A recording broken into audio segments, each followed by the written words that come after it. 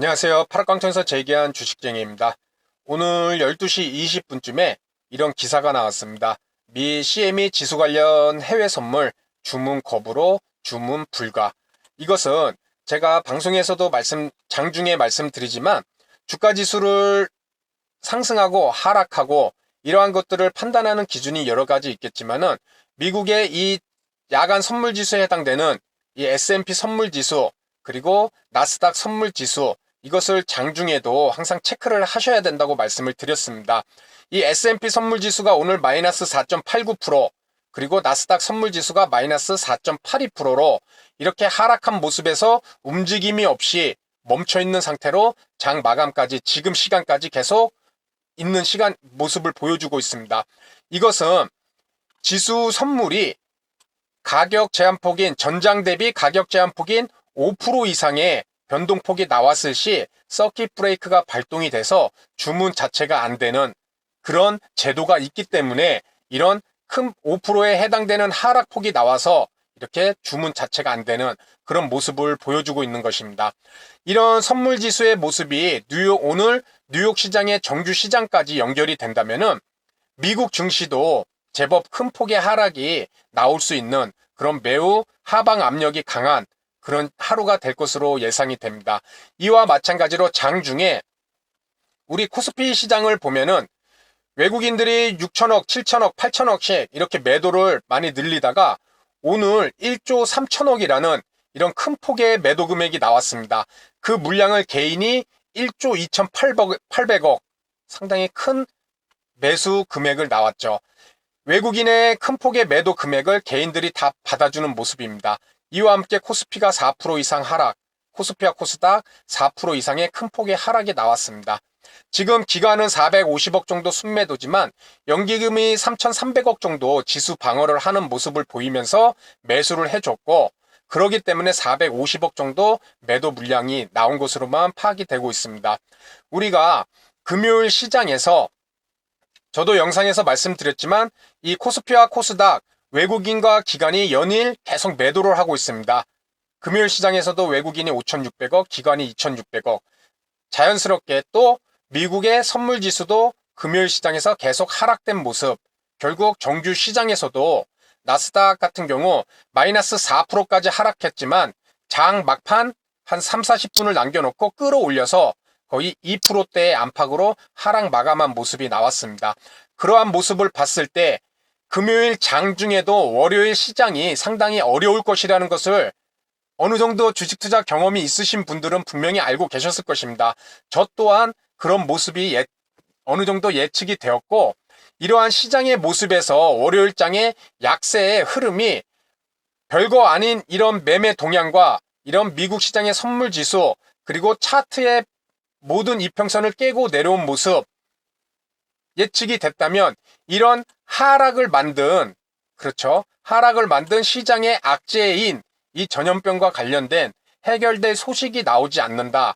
월요일 시장이 하방 압력이 크다. 그렇다면 이런 전염병과 관련된 악재에 관련된 테마주들을 어느 정도 분명히 매수하신 분들이 계실 것입니다. 그렇죠. 그래서 오늘 방송에서 말씀드릴 내용은 이런 시장에서 테마주던 단타던 이러한 모멘텀이 투자를 하시는 분들, 일반 개인 투자자 분들, 이런 모멘텀 투자에 이렇게 많이 경험이 없으신 분들은 이런 장에서 그냥 쉬는 것도 말씀을 드렸죠. 현금 갖고 있는 것도 돈 버는 것이다. 더 떨어지면은 그때 종목 사면은 더 낮은 가격에서 많은 물량, 그런 종목들을 보유할 수가 있다. 그래서 주식 투자 경험이 얼마 없으시거나 또 그런 모멘텀, 테마주 투자에 경험이 많이 없으신 분들, 또 자기 자금에 컨트롤이 안 되시는 분들은 이런 장에서는 차라리 쉬는 것이 분명히 나중에 더 좋은 종목을 매수할 수 있는 그런 기회를 준다고 그 현금화에 대해서는 영상에서 말씀을 드렸습니다. 다만 투자 경험이 어느 정도 있고 모멘텀 투자, 테마주 투자, 그리고 단타 이런 투자에 분명히 자신이 어느 정도 경험이 있고 실력이 있다고 판단되시는 분들은 자신이 가진 자금의 일정 부분만 이런 장에서도 충분히 우리가 매매도 해볼 수 있다는 것입니다. 저 같은 경우도 지금 랩지노믹스란 종목을 오늘 매수한 것이 아니라 이 금요일날 3월 6일 금요일날 매수를 하였습니다. 아무래도 이번 시장의 악재와 관련된 테마주들이기 때문에 이 종목 월요일장 우리 시장의 약세가 예측이 됐었고 충분히 예상이 됐었고 그러한 약세가 나온다면 그와 반대되는 그런 테마주들이 분명히 오늘 월요일장에 좋은 모습을 분명히 보일 수 있을 거리라 그래서 강한 모습을 보인 이 랩지노믹스라는 종목을 매수를 하였습니다.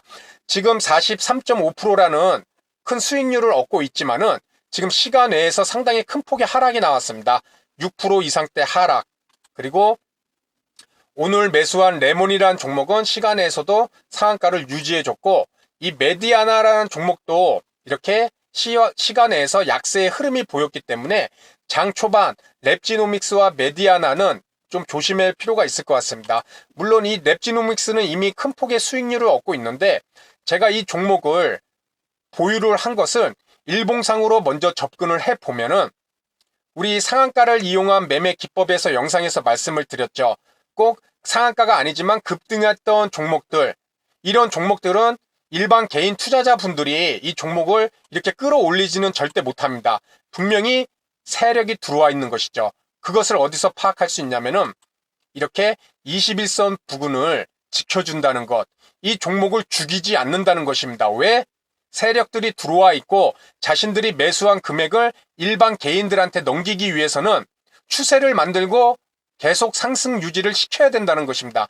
그래야 나중에 자신들이 매수했던 물량을 개인들에게 떠넘길 수 있을 때 차트 모양을 이쁘게 만들어 간다는 것이겠죠. 그것이 상한가를 이용한 매매 기법의 핵심이었습니다. 1차적으로 상승을 만들고, 그렇죠. 상승을 만든 다음에 뭐 상한가를 쳤던, 그렇죠. 이날 상한가를 쳤죠. 그리고 종목을 죽이지 않고 21선에서 눌림을 계속 주고 있습니다. 그렇죠. 1차 상승 뒤에 21선 눌림목, 그리고 2차 상승, 그리고 다시 눌림목. 상당히 큰 폭, 거의 80%, 뭐 50%씩 한 번씩 상승을 주고 21선까지 이렇게 깨지 않는 모습, 관리가 되고 있다는 것이겠죠. 이 종목에 들어왔던 세력들이 분명히 있다는 것입니다. 그리고 다시 한번 3차 상승이 나오고 100%라는 3차 상승이 나오고 또 눌림목이 21선에서 이렇게 지켜주는 모습이 나옵니다. 그리고 저도 21선을 이렇게 위치에서 눌림 이후에 상승하는 지난주 금요일날 월요일장이 분명히 시장이 하방 압력이 강할 것이라는 것이 그런 확률이 매우 높았고 그렇다면 이런 테마주들이 분명히 좋은 모습을 보일 것이다. 그 생각에 이 종목을 강한 모습을 보였기에 매수를 했던 종목입니다. 그런데 금요일날 매수했던 수량을 다 갖고 가면은 수익률이 상당할 텐데 이 종목이 조금 지저분했던 게 랩지노믹스라는 종목을 거의 9,870원 위치에 그래서 이 첫 번째 금요일날 이 고가를 만들었던 위치를 뚫어주고 그리고 만원대 부근까지 갔던 이 2차 상승이 일어났던 이 위치에서 매수를 하였습니다. 그렇게 했는데 1시 42분에 좋은 모습으로 상한가를 마감을 하였습니다. 그런데 보시다시피 이렇게 1차 상한가를 이탈하는 모습이 나오죠. 일단은 분할 매도 들어가야 됩니다.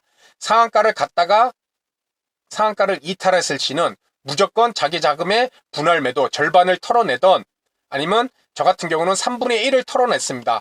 털어내고 상한가를 다시 말고 또 하는데 장 후반에 또 이렇게 이탈하죠.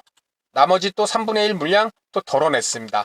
그리고 상한가를 마감해갖고 그리고 오늘도 이렇게 좋은 모습을 나타내고 있어서 이 종목을 보유했는데 아까 말씀드렸다시피 시간에서 6%라는 큰 폭의 하락, 뭐 내일장 상당히 큰 폭의 하락도 나올 수 있으리라 생각됩니다.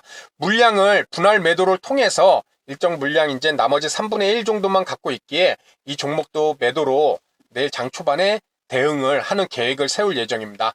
아울러 금요일장에서도 말씀드렸듯이 이미 모멘텀 투자, 테마주 투자를 하시는 그런 꾼들은 이런 테마주와 관련된 종목들을 주말에 정리를 해놓았을 것입니다. 주말 내내 뉴스도 미국의 그런 확산 뉴스, 뭐 뉴욕주까지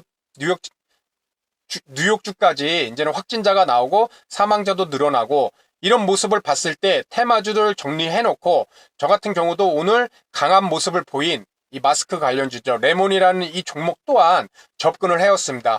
이 종목은 1350원 위치에, 그렇죠. 지금 이 3분봉 캔들을 봤을 때 이 종목은 스캘핑으로 접근을 했어갖고 1분봉으로 접근을 했습니다.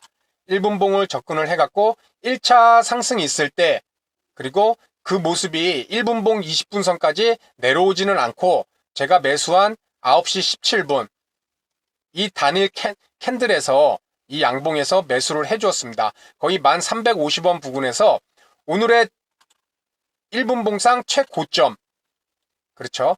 이 위치를 돌파를 생각을 하고 호가창에서 나타난